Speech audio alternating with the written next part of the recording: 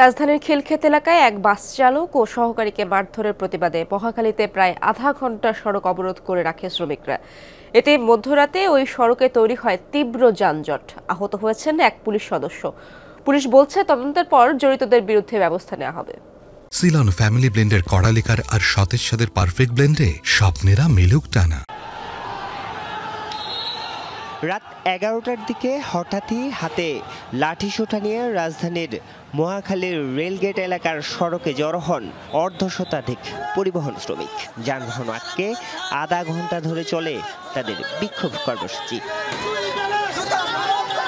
ঘটনার সূত্রপাত উত্তরা পূর্ব থানা এলাকায়। শ্রমিকদের অভিযোগ, আলম এশিয়া পরিবহন নামের একটি বাসের চালক এবং সহকারীর সাথে বিতণ্ডায় জড়ায় দায়িত্বরত এক পুলিশ সার্জেন্ট। ওই ঘটনার জেরে খিলক্ষেত থানায় বাসটি আটক করে মারধর করা হয় চালক এবং সহকারীকে।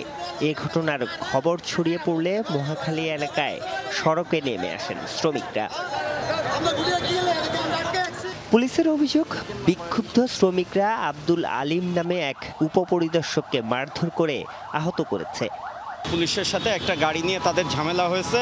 পরবর্তীতে আর একটা পার্টি আসলে সে জায়গায় এক ধরনের ঘটনা ঘটে রাস্তা অবরোধ করেছিল। আমার একজন অফিসার আহত আছে, কি ঘটনা তার সঙ্গে কথা বলেই জানতে পারবো। সেই এলাকায় টহল ডিউটিতে ছিল একটা মোবাইল পার্টির ইনচার্জ, সে আহত হয়েছে। অবরোধের ঘটনায় ওই সড়কে তৈরি হয় তীব্র যানজট। পরে পুলিশ গিয়ে সড়ক থেকে সরিয়ে দেয় শ্রমিকদের। আরিফুর রহমান সবুজ, যমুনা নিউজ, ঢাকা।